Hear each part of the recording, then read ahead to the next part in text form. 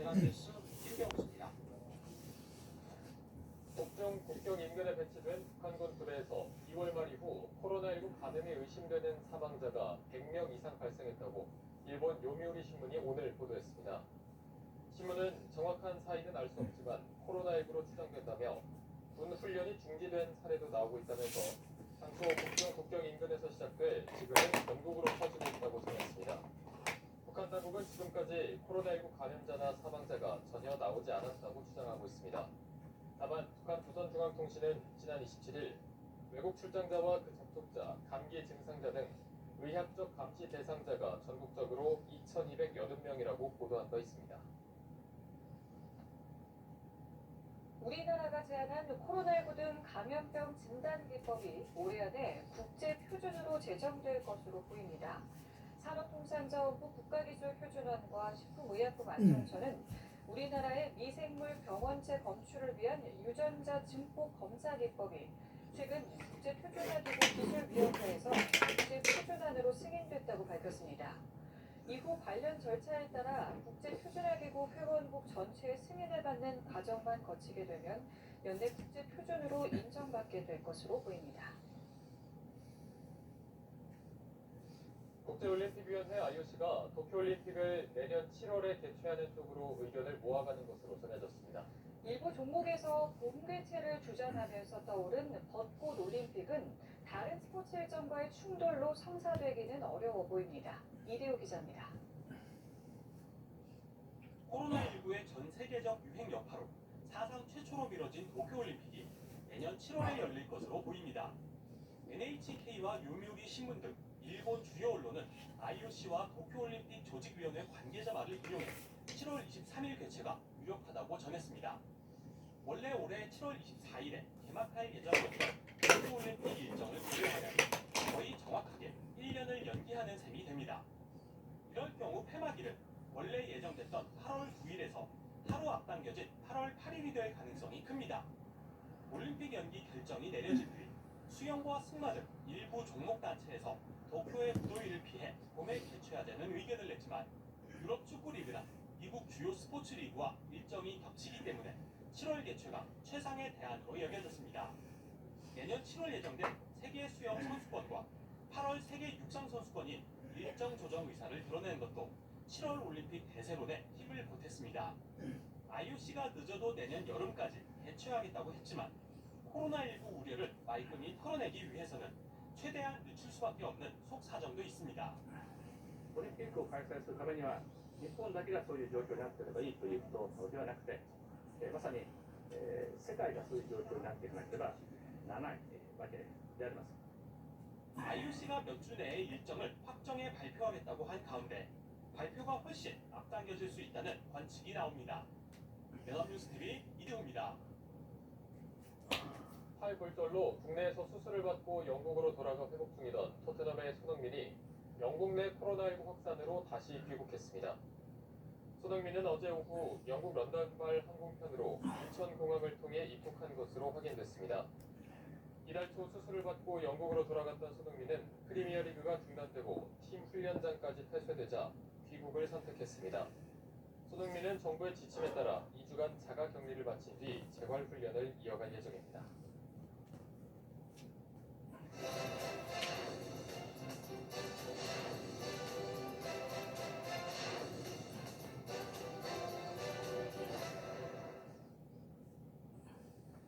다음 달 2일부터 시작되는 공식 선거운동을 앞두고 민주당이 전국적으로 총선 유세에 나섰습니다.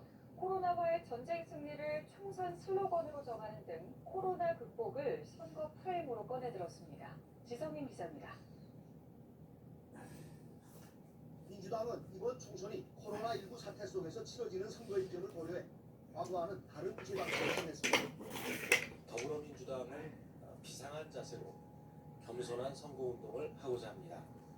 기존의 선거운동 방식에서 탈피해서 이 국민 안전을 최우선으로 하는 조용한 선거, 창의적인 유세를 하겠습니다. 민주당은 국민의 생명을 지키고 경제 영향을 축소하는 데서 집권 여당의 책무를 다하겠다고 강조했습니다. 코로나19 대응으로 문재인 대통령의 지지율이 상승하는 점을 주목해 이번 총선을 코로나 극복 선거로 치르겠다는 전략으로 읽힙니다. 총선 슬로건을 코로나 전쟁 반드시 승리합니다. 유세단 이름을 국민지킴 유세단으로 정한 것도 같은 맥락입니다. 선거 로고송으로는 국민을 위로하겠다는 뜻에서 걱정 말아요 그대를 선택했습니다. 민주당은 다음 달 5일까지는 정부의 사회적 거리두기 지침에 따라 온라인 유세에 집중하고 이후 오프라인 유세를 탄력적으로 진행한다는 방침입니다.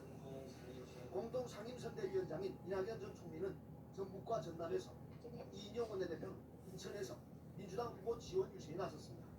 문재인 정부가 성공하려면 원산에서도 우리 민주당 후보이신 신영대 동지가 원내로 진출하는 것이 훨씬 더 큰 도움이 된다. 민주당은 미래연합정당인 더불어시민당과 가능한 범위 내에서 공동으로 선거운동을 할 계획입니다. 공동 출정식과 지역순회 합동회의를 구상하고 있습니다. 연합뉴스TV 지성민입니다.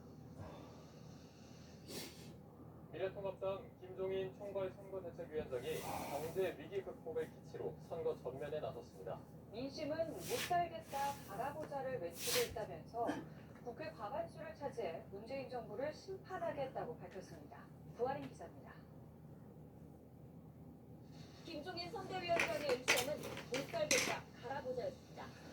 문재인 정권 출범과 국정 난맥상을 초래한 장본인이라고 고개를 숙이면서 총체적 경제위기 상황을 극복해내겠다고 약속했습니다.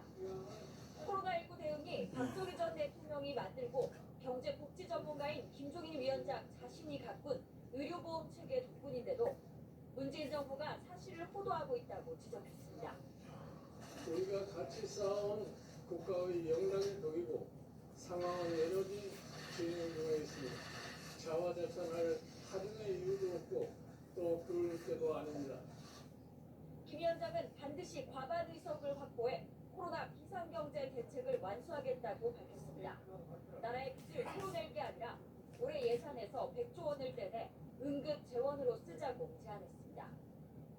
김종인 위원장은 기자회견을 마치자마자 곧바로 첫 일정으로 서울 종로에 있는 황교안 대표의 선거사무소를 찾았습니다. 우리 목표는 반드시 총선에서 이긴다는 것인데 판단들이 뭐 어떻게 과연 되겠느냐 이렇게 생각하는 사람도 있지만 선거는 이길 수 있다고 우리 생각해요. 삭고 초려 끝에 김 위원장을 영입한 통합당은 곧 비상경제대책 기구를 꾸려 경제 공약을 구체화해 발표할 계획입니다.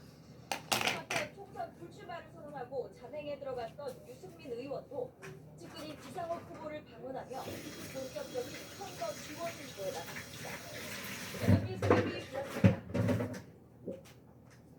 출범 이후 내홍이 끊이지 않았던 민생당이 이번 주 선대위를 출범하고 본격적인 총선 체제로 전환합니다. 정의당은 코로나19에 따른 경제 위기 극복을 위한 전 국민 재난 기본소득 100만 원 지원을 촉구했습니다. 정영빈 기자입니다. 민생당이 공식 선거운동 개시일인 오는 목요일에 앞서 선대위 출범식을 개최합니다. 계파 갈등이 끊이지 않았던 탓에 다른 당에 비해 출범이 상당히 늦어졌습니다. 우리가 가는 길, 중도개혁의 길은 옳습니다. 그 길 위에서 총선 승리를 위해 우리 함께 힘차게 나갑시다. 민생당은 손학규 전 바른미래당 대표를 상임선대위원장으로 전면에 내세워 당 인지도를 끌어올리는 동시에 비례투표용지 첫 번째 칸에 오른 효과를 극대화할 방안도 모색한다는 계획입니다.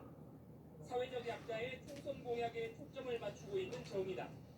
이번에는 코로나19로 직격탄을 맞은 국민들을 위한 재난 기본소득 지원 등 대책 마련을 촉구했습니다.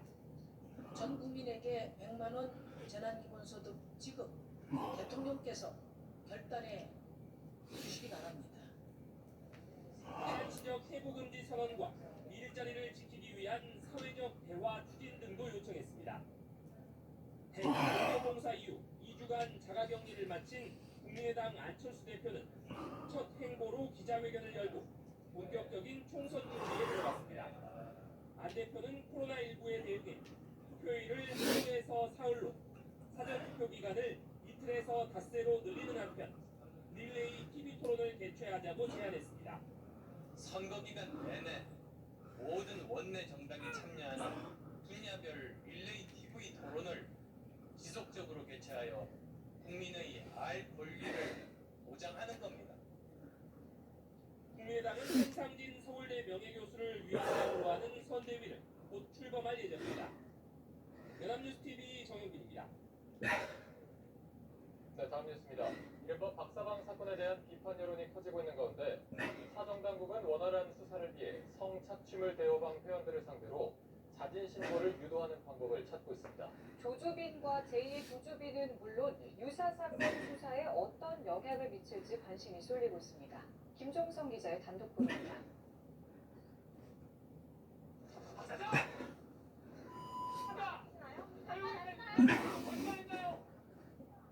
지난 25일 조주빈의 인사치 공개되는 현장에서 한 남성의 목소리가 울려 퍼집니다. 박사방의 실체가 드러나게 된 데에는 피해자들과 조주빈에 앞서 구속된 박사방 운영자와 성착취물 제작자, 인출체계 진술이 결정적 역할을 했습니다. 추가 불법 행위를 밝혀냈는데 조주빈으로부터 협박을 받았던 피해자와 박사방 회원들의 진술이 큰 도움이 될 수 있습니다. 경찰과 검찰이 앞다투어 특별기구를 만들어 수사에 나서고 있지만 가상화폐 특성상 거래 방식에 따라 추적이 쉽지 않은 만큼 더 많은 제보와 신고가 절실합니다. 문재인 대통령은 수사기관에 강력한 대응을 주문했고 경찰과 검찰은 모든 수단을 검토하겠다고 공언한 상황. N번방 회원 전원에 대해 조사할 필요가 있다고 문 대통령은 강조했습니다. 가능한 모든 수단을 강구하여 생산자, 유포자는 물론 강조한 자도 끝까지 추적. 국수의 수사기관 관계자는 나란히 현재 별도의 자수 기간을 정해두지는 않았으며 자수를 막지는 않을 방침이라고 설명했습니다.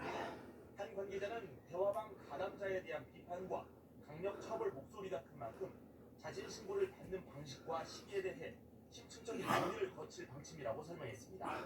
연합뉴스TV 김종성입니다. 네, 박사방에 가입해 죄책감을 느낀다며 지난 27일 한강에서 극단적인 선택을 한 남성이 여전히 발견되지 않고 있습니다. 경찰은 남성을 소문대로 금융계좌